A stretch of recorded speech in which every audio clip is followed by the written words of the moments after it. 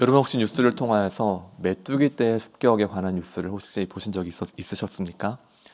2020년에 아마도 이 기후의 어떤 변화 또 이상 고온 현상으로 있어서 아프리카를 넘어서 인도, 남미의 브라질 곡창지대, 러시아 남부 지역, 심지어 중국까지 수억 마리의 메뚜기로 표현을 하는데요. 수억 마리의 메뚜기 떼가 실제로 이 지역들을 덮쳤습니다. 혹시 그 영상을 실제 뉴스를 통해서 보시게 되면 이렇게 많은 메뚜기 떼가 이렇게 한꺼번에 많이 나타날 수가 있구나. 그리고 많은 사람들이 이것을 보면서 출애굽기에 나왔던 바로 그 재앙이 이런 모습이 아니었을까라고 생각할 정도로 정말 처참한 모습이었습니다. 여러분, 저는 개인적으로 메뚜기 한 마리도 사실은 그렇게 좋아하지 않습니다. 한 마리가 제 손에 올라와 있다면 저는 기뻐서 같이 메뚜기와 함께 시간을 보내기보다는 메뚜기 한 마리도 털어내기에 급할 것입니다. 그런데 그 한 마리 정도가 아니라 수백 마리 정도가 아니라 수억 마리가 메뚜기 떼가 마치 온 천지를 다 사방을 이렇게 휘감아서 그 메뚜기 떼로 캄캄해질 지경까지, 여러분, 이렇게 되었다는 것은 정말 생각만 해도 아찔하고 나아가서는 이것이야말로 재앙이다라고 할 수 있겠습니다. 그래서 많은 사람들이 이것을 바라보면서 재앙이란 표현을 쓰기도 했고, 실제로 어떤 뉴스 기사에서는 이것이 바로 출애굽기에 나왔던 그런 재앙의 모습이 아닌가라고 말하기도 했습니다. 사실 요엘서는 바로 이 메뚜기 떼의 습격을 배경으로 하고 있습니다. 1장에서도 메뚜기 떼에 관한 이야기가 나오고 2장에서도 그 메뚜기 떼와 굉장히 유사한 군대의 모습을 표현하고 있습니다. 1장에 연이어 나타나는 이 메뚜기 떼의 모습은 가히 충격적임을 요엘서 1장 3절 통해서 알 수 있습니다. 우리 함께 1장 3절 말씀, 1장 4절 말씀을 같이 읽겠습니다. 1장 4절 말씀입니다. 네, 1장 4절 우리 찾아서 같이 읽겠습니다. 함께 읽습니다. 팥중이가 남긴 것을 메뚜기가 먹고 메뚜기가 남긴 것을 느치가 먹고 느치가 남긴 것을 황충이 먹었도다. 지금 이 본문은 메뚜기 떼가 그냥 한 번만 스쳐가는 것이 아니라 3차에 걸쳐서 메뚜기 떼가 쫙 와서 모든 것을 먹어치우는 광경을 말하고 있습니다. 첫 번째 메뚜기 떼가 왔을 때는 그래도 조금 남았구나, 곡식에 그래도 반이나 남았구나 했겠지만 두 번째, 세 번째 메뚜기 떼가 지나가면서는 모든 것을 완전히 싹쓸이해서 어떤 곡물도 먹을 것이 없는 그런 이 재앙의 상황들을 말하고 있습니다.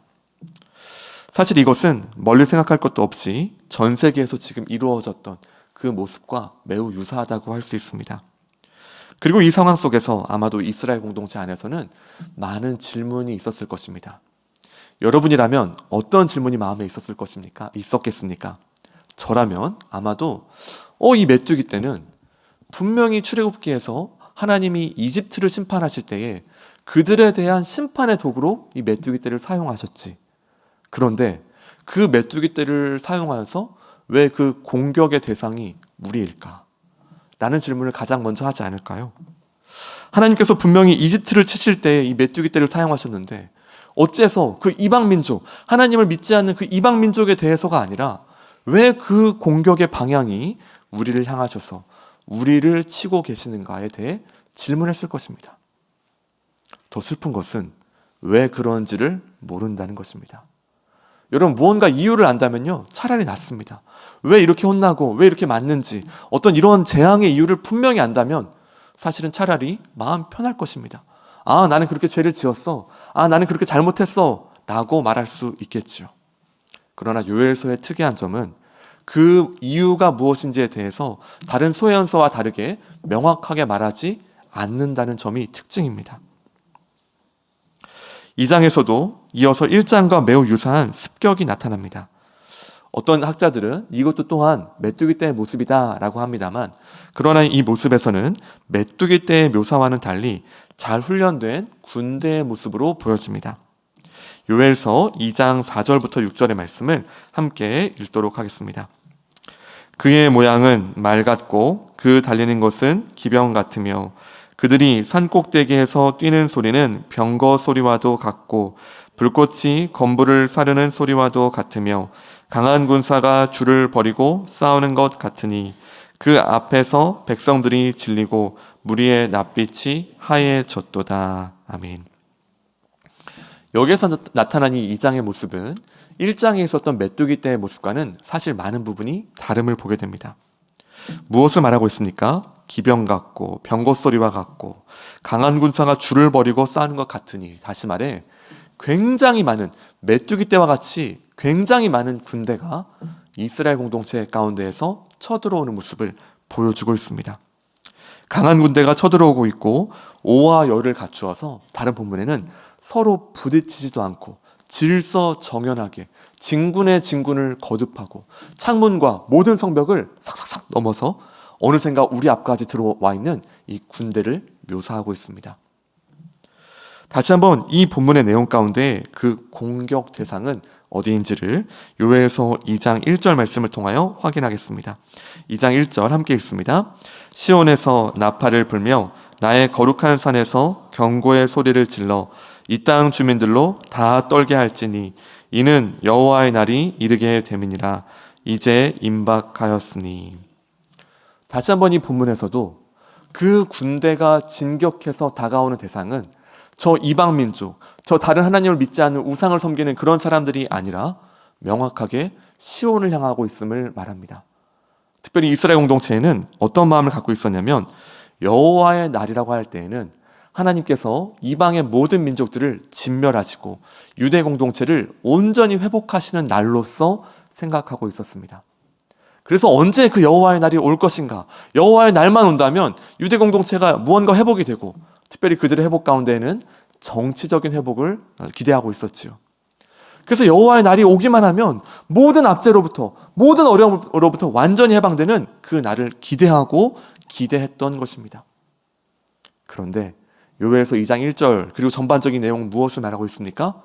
그 여호와의 날에 여호와의 군대가 다가올 텐데, 다른 이방 민족들, 로마를 아니면 바벨론을, 아수르를 진멸하고 멸망시키는 것이 아니라 바로 시온을 향하여서, 이스라엘 공동체를 향하여서 그 여호와의 군대가 그렇게 무섭게 앞에 나왔던 이 메뚜기 때보다도 더 무서운 진군의 진군을 거듭해서 어느새 눈앞까지 찾아와 진멸하려는 그 칼끝이 지금 우리 공동체를 향하고 있음에 너무나 놀라는 것입니다. 심지어 이것이 여호와의 날이라니 이스라엘 백성 입장에서는 기가 찰 노릇을 넘어서 말도 안 되고, 이것이 하나님입니까? 이것이 하나님의 뜻입니까? 라고 질문할 수밖에 없는 것이죠. 열방을 마땅히 심판하실 하나님이 아브라함 때부터 우리를 부르셔서 지금까지 언약의 민족으로 부르신 하나님께서 어째서 저 유대 민족이 아닌 다른 이들을 심판하고 진멸하시는 것이 아니라 어째서 그 칼끝이 우리를 향하고 있습니까? 질문할 수밖에 없고, 또한 이것이 진정 여호와께서 우리에게 말씀하셨던 여호와의 날입니까? 그들의 기대와는 너무나 다른 것이죠. 요엘서 2장 11절에서는 이에 더하여서 설상가상의 상황이 나타나고 있습니다. 요엘서 2장 11절 말씀을 함께 읽습니다. 여호와께서 그의 군대 앞에서 소리를 지르시고 그의 진영은 심히 크고 그의 명령을 행하는 자는 강하니 여호와의 날이 크고 심히 두렵도다. 당할 자가 누구이랴. 그 군대가 진격해오고 그 군대가 이스라엘 그 향하여서 칼끝을 향하고 있을 때에 11절 말씀은 무엇을 말하고 있습니까? 그 전쟁의 선봉에 서 있는 총사령관은 여호와이다 라는 것입니다. 군대가 찾아오고 그들이 진격해 올 때 너무 무섭다, 너무 두렵다 라는 것도 이스라엘 입장에서는 너무 두렵고 무서운 일이었는데, 그 가장 앞에 서 있는 군대의 총사령관의 얼굴을 딱 보니 누굽니까? 늘 우리를 도우시고 늘 우리 가운데 함께 하시고 아브라함 때부터, 아니 그 이전부터 우리를 선택하셔서 늘 이끄시는 것으로 착각했던 여호와 그분께서 사실은 우리를 심판하시는 그 하나님으로서 서 계시고, 군대 앞에서 소리를 지르시면서 진영은 심히 크고 명령을 행하는 자는 강하니 누구도 이길 수 없음에 너무나 놀라는 것입니다. 군대의 진격도 놀라워 무서운 일인데, 그 총사령관이 여호와 하나님이라는 사실 앞에서 이스라엘 백성들은 어디에도 하소연할 데가 없는 망연자실한 상황인 것을 보여주고 있습니다. 심지어 그들이 그렇게 기대했던 여호와의 날이 바로 이것인가 라는 충격 안에서 여호와의 날만 그렇게 기다렸었는데 여호와의 날에 자신들이 죽게 되고 자신들이 심판받게 되는 이 상황 가운데에서 요엘서는 충격적인 선언을 하고 있는 것이죠. 사실 우리는 어쩌면 이 이스라엘 공동체와 같은 질문을 오늘 하고 있습니다. 코로나라는 전 세계적인 재난 앞에서 세상에 있는 수많은 이들은 지쳐가고 있습니다. 점차 어려워지는 현실의 상황과 또 실제로 당면한 이제는 수많은 사람들 가운데에서 함께 아파하고 눈물 흘리는 현실들을 맞닥뜨립니다. 여러분, 이 이유를 분명하게 아십니까? 아주 간단 명료한 몇 마디 문장으로서 이를 다 해석할 수나 있겠습니까? 이것은 그저 하나님께서 우리에게 주신 대재앙이야 라고 간단하게 과연 말할 수 있겠습니까? 코로나뿐만이 아니지요. 사실은 인생에는 언제나 고통이 있습니다. 가정 안에 어떤 병으로라든지 경제적인 상황으로라든지 또 때때로는 누구도 알 수 없는 말 못할 고통 앞에서 우리는 어떻게 대답해야 할지 모르고 왜 이런 상황이 우리에게 있는지에 대해 알지 못함이 더 힘들 때도 참 많이 있습니다. 교회 공동체는 어떻습니까? 오늘날의 교회 공동체는 코로나라는 이 심각한 타격 상황으로 인하여서 10년 후, 20년 후에도 과연 올곧게 하나님의 말씀을 온전히 따르는 공동체로서 함께 모일 수 있을지, 각자 식사를 해야 되고 각자 개별적으로 무언가를 하는 것이 오히려 더 중요한 이 시기에 교회 공동체는 언제나 공동체를 중시하고 함께 모여야 하고 목장 모임을 함께 해야 되고 교육부 모임을 같이 해야 되고 같이 찬양 연습도 함께 해야 되고 여러 가지를 모여서 해야 되는데 과연 이것이 앞으로 어떻게 이루어질 수 있을지, 더 나아가 교회라는 공동체의 이 근간 자체가 사실은 코로나로 인하여서 몇 년 사이에 심각하게 흔들리고 있는 것이죠. 우리는 그래서 질문할 수밖에 없는 것입니다. 하나님, 세상을 구원하신다면서요. 그런데 어찌하여 이런 상황이 우리에게 있습니까? 하나님, 우리를 사랑하신다 하셨잖아요. 교회를 눈동자같이 보호하신다라고 우리가 함께 찬양하고 말씀 가운데 같이 읽었는데 지금의 이 황폐한 교회의 상황들, 또 더 나아가 급속하게 주님을 떠나고 이 복음을 떠나는 이 다음 세대의 모습, 그 가운데 기름에 불 가운데 기름을 붓는 것처럼 이 엎친 데 덮친 격의 이 코로나 상황들, 우리로서는 그 이유를 다 헤아릴 수 없는 오늘의 현실 앞에 마치 이스라엘 자손들과 같이 질문할 수밖에 없는 것입니다. 또한 더 큰 괴로움은 그 모든 것에 대해 우리가 다 이해할 수 없다는 것이죠. 왜에 대해서가 불분명하다는 것, 메뚜기 떼가 왜 왔는지, 여호와의 군대가 왜 그들을 향하여서 심판하러 오셨는지, 하나님의 섭리와 그 큰 뜻을 다 헤아릴 수 없는 이 미물에 가까운 이 한 사람으로 있다는 것이 사실은 굉장히 큰 괴로움입니다. 그러나 그럼에도 불구하고 어떤 사람들은 이것을 너무나 가볍게 치부하는 경향도 있는 것 같습니다.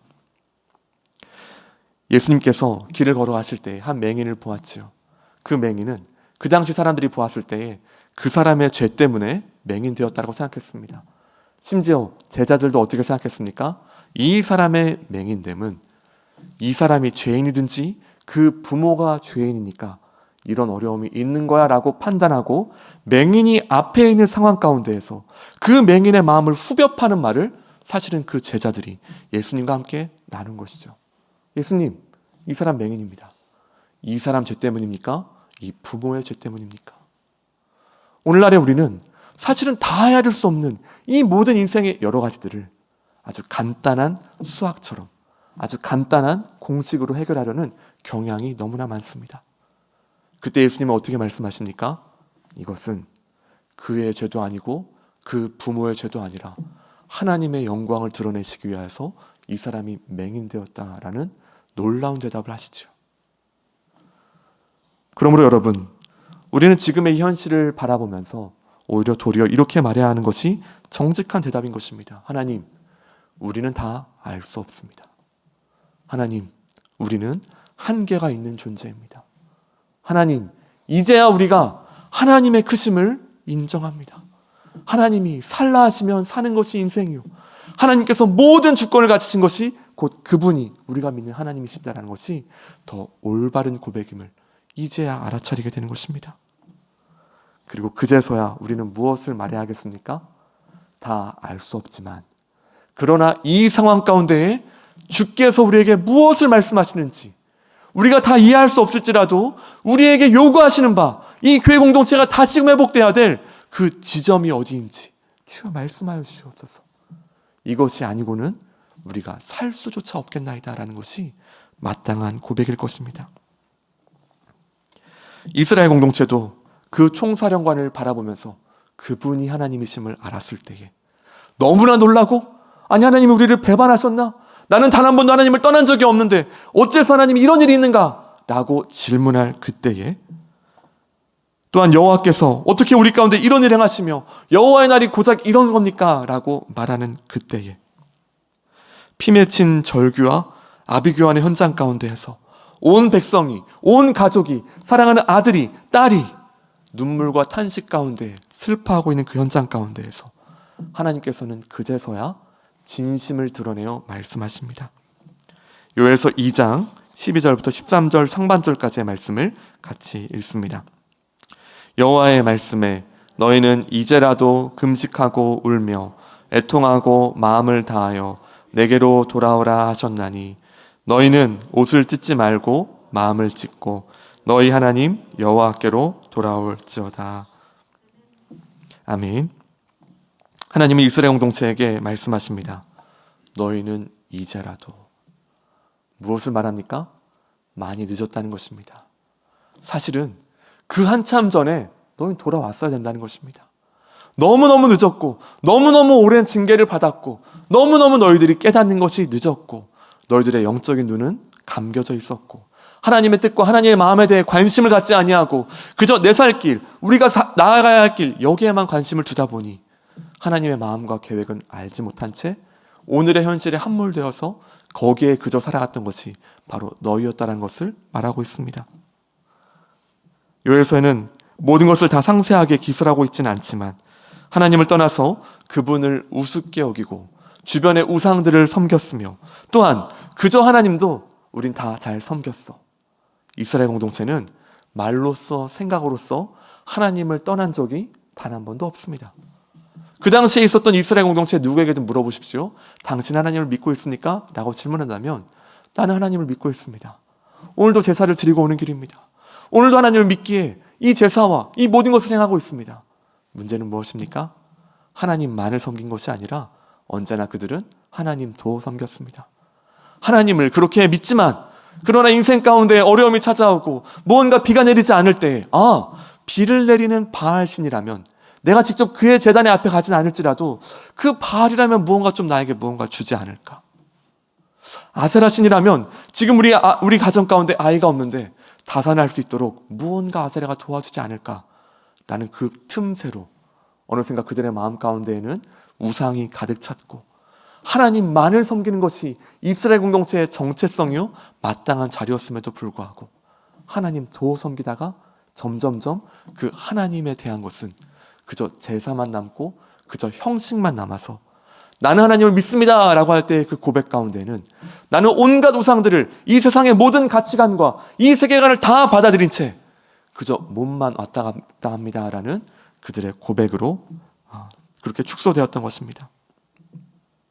그래서 하나님 말씀하시죠. 너희는 이제라도 금식하고 울며 애통하고 마음을 다하여서 하나님께 돌아오라라고 말하고 있습니다. 사랑하는 여러분, 하나님께서 원하시는 것은 처음부터 형식적인 제사가 아니었습니다. 하나님께서 원하시는 것은 그저 억지로 주일 성수를 드리는 것이 아니었습니다. 하나님께서 원하시는 것은 그냥 예배 자리에 와서 자리에 앉아있고 헌금 드리고 적당히 예배 드리는 정도의 수준이 아니었던 것입니다. 이스라엘 공동체에서는 그런 어떤 상황들이 되었을 때마다 옷을 찢었습니다. 여러분, 옷을 왜 찢었겠습니까? 우리는 이만큼 주님 앞에 회개하고 돌이킵니다 라는 의미를 갖는 것입니다. 이스라엘 공동체 안에서는 무언가 죄를 지었고 무언가 공동체적으로 타락했음을 알았을 때에 그들은 머리에 죄를 뿌리고 그리고 온갖 이 모든 생각들을 다 그만두고 금식하고 옷을 찢고 엎드렸던 것입니다. 도대체 이들이 찢은 옷은 몇 벌이나 됐을까요? 아마도 제사장들은 어떻게 더 화려하게 옷을 찢을까를 생각했을지도 모르겠습니다. 더 많은 사람들이 보는 앞에서 더 처절하고 더 두렵고 더 무섭게 더 통곡하면서 어쩌면 그저 퍼포먼스를 했는지도 모르는 것이죠. 그리고는 수많은 사람들이 어떤 생각을 했을까요? 옷을 찢는 제사장들을 보면서, 아니 더 많은 수많은 사람들이 옷을 찢는 모습을 보면서 다 같이 박수를 치고 눈물을 흘리고는 할 거 다 했다. 이제 우리는 마음 가운데 평안이 생기는구나. 왜? 저 옷을 찢을 만큼 우리는 그렇게 회개하고 그렇게 울었으니 나는 당당함과 자신감을 갖고 다시금 하나님을 떠난 채 바알과 아세라와 하나님 도 섬기는 자리로 돌아갔던 것입니다. 사랑하는 여러분, 이것은 마치 한 번 쓰고 버려지는 일회용 칫솔이라든지 일회용품과 같다는 생각이 듭니다. 그저 보여주기식 퍼포먼스 가운데에서 사람들은 가짜 확신과 거짓 위로를 얻고, 그리고 하나님께 마음을 드리기는커녕 모든 것이 다 이루어졌다라고 수박 겉핥기식의 예배, 제사가 그들의 평생토록 이어졌던 것이죠. 돌밭이나 가시떨기에 뿌려진 씨앗처럼 순간은 기뻐하고 받아들이나 환난 박해에는 넘어지고 염려와 재물에 다시 한번 돌아가는, 그렇게 살아가는 인생이 바로 이스라엘 공동체의 모습이었던 것입니다. 사랑하는 여러분, 이 말씀을 들으면서 우리는 이것이 그렇지 이스라엘의 이야기구나 라고 끝나면 다행일 텐데, 우리는 사실 무엇을 보게 됩니까? 하나님께서 오늘 한국 교회 공동체를 바라보시면서 어떻게 말씀하실까요? 아니, 한국 교회라는 거창한 타이틀, 엄청난 어떤 규모의 이야기를 하기 전에 오늘 더운 우리 공동체를 바라보시면서, 아니 지금 이 수요예배 자리에 앉아 계신 여러분들을 향하여서, 아니 더 축소해서 나 한 사람을 향하여서는 주님 무엇을 말씀하실까요?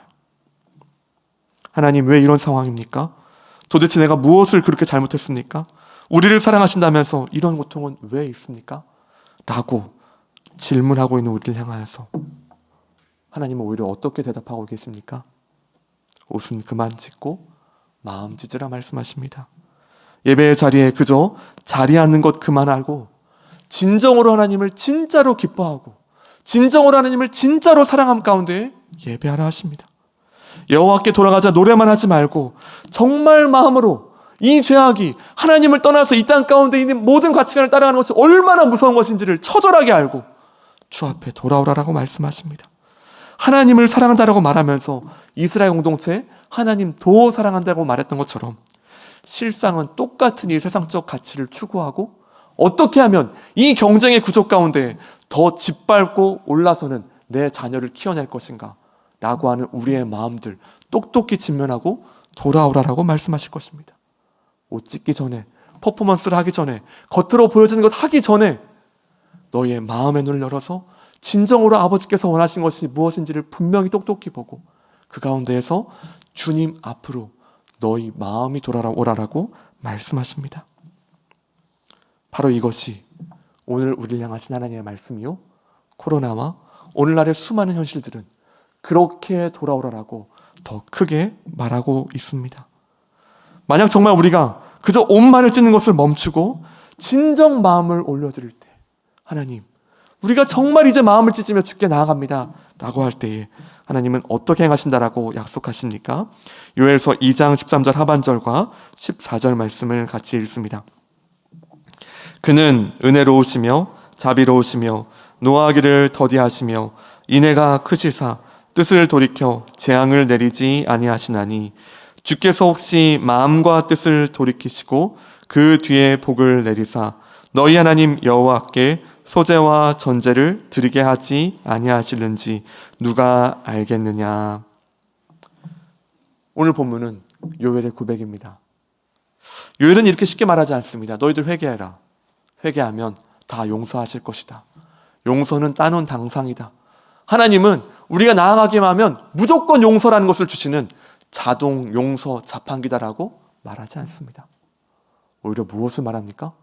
너희들 정말 너희의 삶 가운데 하나님 우습게 여겼던 거, 정말 너희의 삶 가운데 하나님 도 섬기면서도 아무런 인식도 하지 못하고 그 마음 가운데 그저 그런 대로 살아갔던 것들 정말 회개할 것이냐? 정말 마음을 찢겠느냐? 그렇다면 그 하나님은 은혜로우시고 자비로우시고 노하기를 더디하시고 그분의 진심 가운데에서는 인애가 크셔서 뜻을 돌이키사 재앙을 내리지 아니하는 분이시니 혹시 그 마음을 돌이키셔서 우리를 용서해 주실 수도 있을 것이다. 그러니 용서를 바라고 그 회복을 바라는 자답게 나아가라는 것입니다. 당당하게 어디 내가 한번 왔으니 용서 좀 한번 해보시오 라는 것이 아니라 오라 가라라고 하면서 주님 우리 가운데 좀 오시는 게 당연하지 않습니까? 라고 하는 그런 말도 안 되는 마음 자세에 내려놓고 하나님 우리가 하나님을 사랑한다라고 이 자리에 왔었지만 하나님 우리가 주님이 우리의 전부라고 몸은 말하고 이 옷은 찢었지만 그러나 정작 실상 내 마음을 보니 사실은 하나님을 사랑하지 않았고 사실은 하나님을 이렇게 우습게 여겼고 사실은 그 하나님 위에 내가 있었음을 이제야 인정합니다. 얼마나 쉽게 우리가 회개를 운운하고 헛된 확신과 거짓된 위로를 남발했었는지 이제야 돌이킵니다. 주님 우리가 행한 것 죄뿐이오니 이제라도 주 앞에 나아가오니 우리 살려주십시오. 지금 이 모든 상황과 이 현실을 바라볼 때에 아파하는 수많은 사람들을 바라볼 때에 주여 이것이 이들의 잘못 이전에 교회의 책임이요? 교회 공동체가 정말 주 앞에 납작 엎드리며 주님의 도우심을 날마다 구하며 나아가는 것이 마땅한데 그 마땅한 자리들을 잊은 채 돈의 우상이 되고 건물을 의지하기 시작하고 공동체가 아니라 조직이 되어갈 때에 그때부터 이미 우리는 무너졌던 것이 사실이오니 아버지 이제라도 주 앞에 나아가오니 주님 우리를 불쌍히 여겨주시고 살려주옵소서.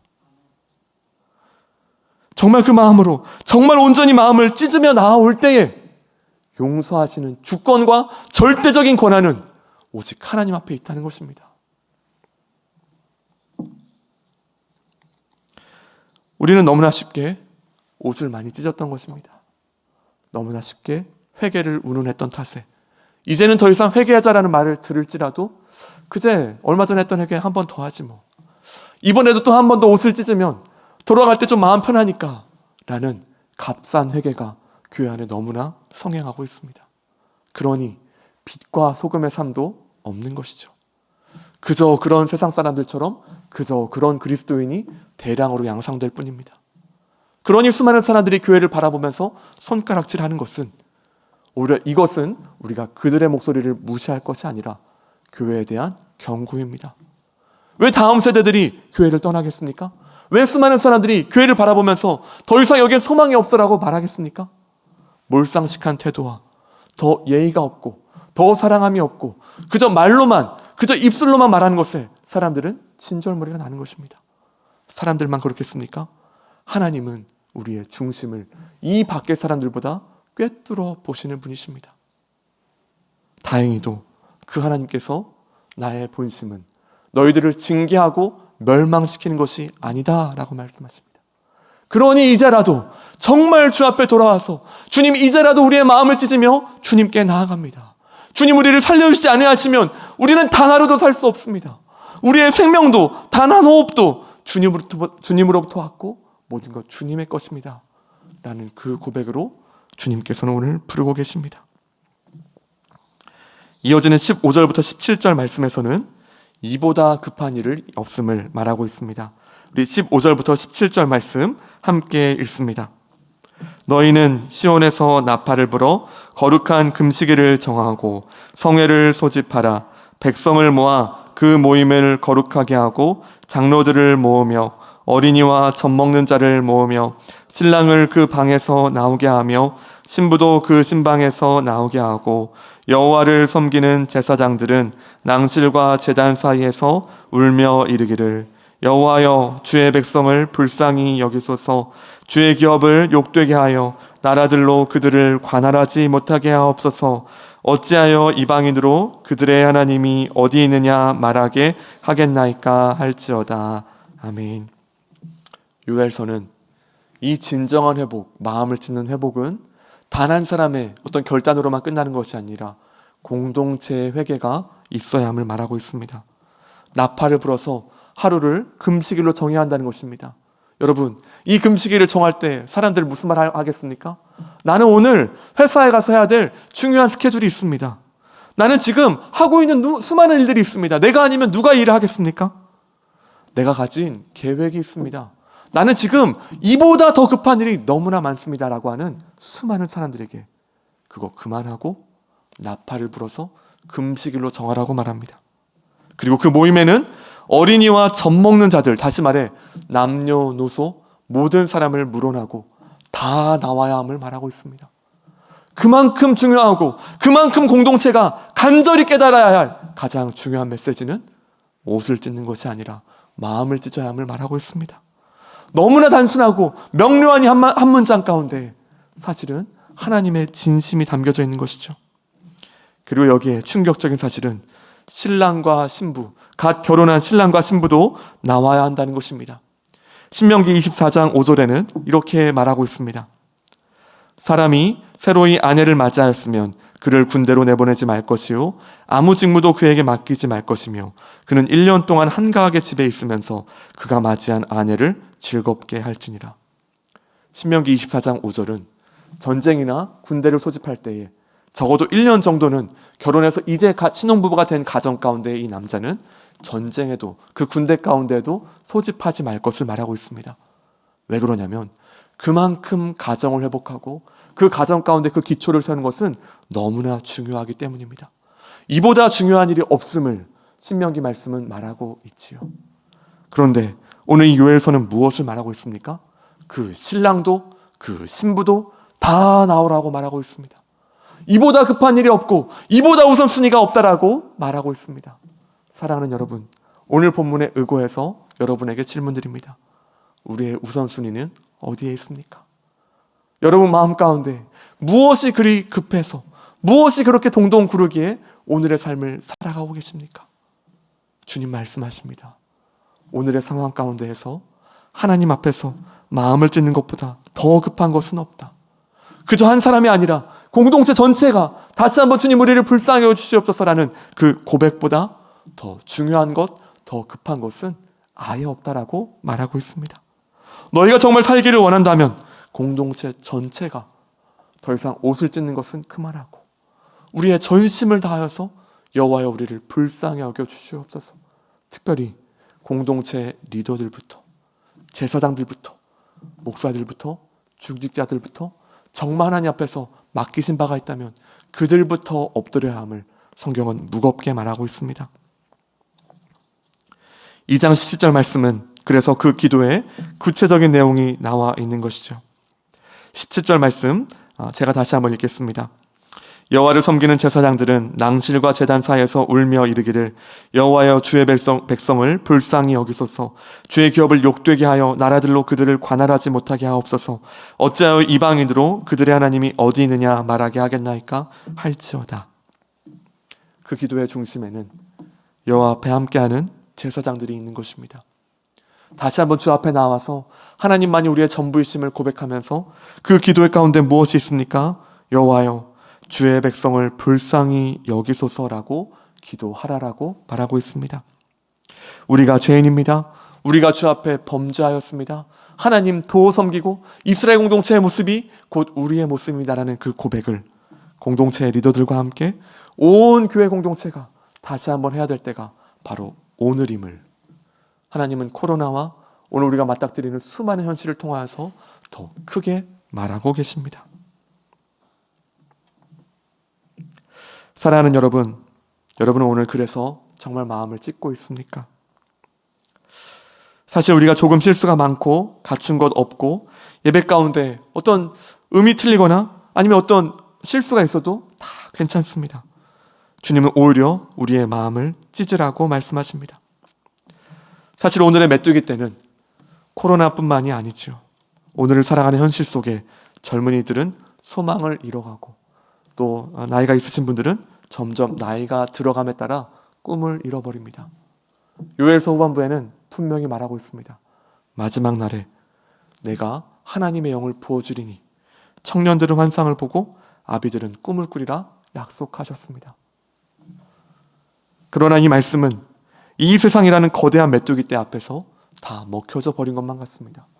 소망이 없고 꿈이 없고 더 이상 이 땅 가운데 어떤 것을 바라서 추구하며 살아야 할지, 끝없는 경쟁의 소용돌이 속에서 우리 다음 세대들은 멍들어가고 있고, 어쩌면 우리 교회 공동체 안에서는 말하지는 않지만 그래 너는 그 경쟁에서 승리하고 그 꼭대기에 올라서라는 것을 하나님의 이름으로 말하고 있는 것은 아닌지 돌아보게 됩니다. 또한 이 시대 가운데에서는 엄청난 재미와 즐거움을 선사하는 여러 영상들, 심지어는 가상현실의 세계까지 코앞에 다가왔습니다. 이 상황 속에 오늘 주님은 말씀하십니다. 너희는 옷을 찢지 말고 마음을 찢어라. 이 명령은, 이 말씀은, 아니 이 간곡한 요청과 아버지의 마음이 담겨진 이 말씀은 비단 요엘서 때의 이야기만이 아니라 시간은 흐르고 흘러 오늘날 우리가 살 수 있는 유일한 길입니다. 마지막 이야기를 하고 마치도록 하겠습니다. 사랑하는 여러분, 자녀의 아픔에 자녀보다 덜 아픈 부모가 있을까요? 자녀가 어디 다쳤다면 그보다 더 아파하면 아파했지, 그래 너는 좀 다쳤구나, 나는 괜찮네 할 부모가 있겠습니까? 마음 찢으라 말씀하시는 하나님이야말로 사실은 이미 마음이 찢어지십니다.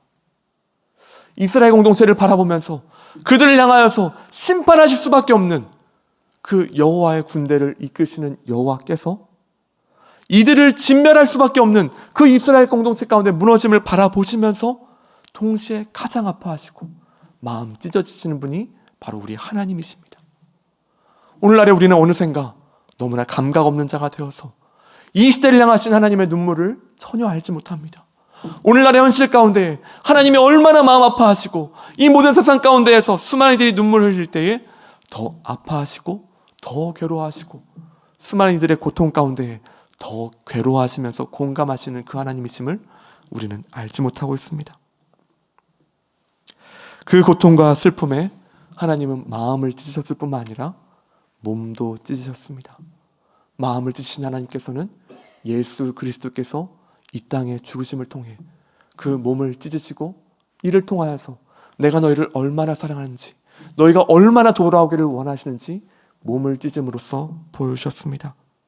십자가로 구원하심이 하나님의 마음이요, 오늘날 이 시대에도 동일하게 주님의 그 간절한 부탁, 명령, 너희는 옷을 찢지 말고 마음을 찢으라는 것은 지금도 우리 마음 가운데 계속해서 울리고 있는 것입니다.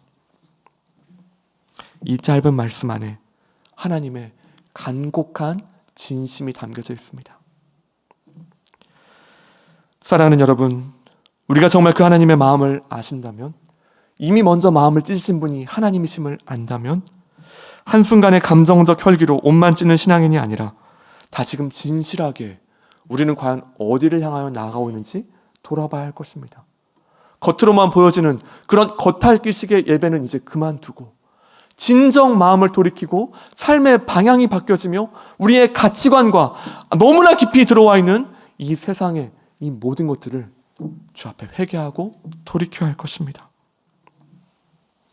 다시 한번 이 말씀이 우리 마음 가운데 무겁게 들림을 통하여서 오늘날 이 세상을 향하신 하나님의 마음을 아는 한 사람으로 우리 한 사람 한 사람이 서시길 원하고, 더운 우리 공동체가 이 시대 가운데 주님의 마음을 진정으로 알아 아버지의 눈이 있는 곳에 우리의 눈이 바라보고 있고, 아버지께서 가라 하시는 곳에 우리가 가고, 더 이상 우리가 하나님께 가라 와라 말씀하시는 것이 아니라 하나님 앞에 납작 엎드림을 통하여 주님의 인도하심을 따라 이제는 함께 울고 함께 기도하며 나아가 마음 찢는 우리 오늘의 공동체 되기를 주님의 이름으로 축원합니다.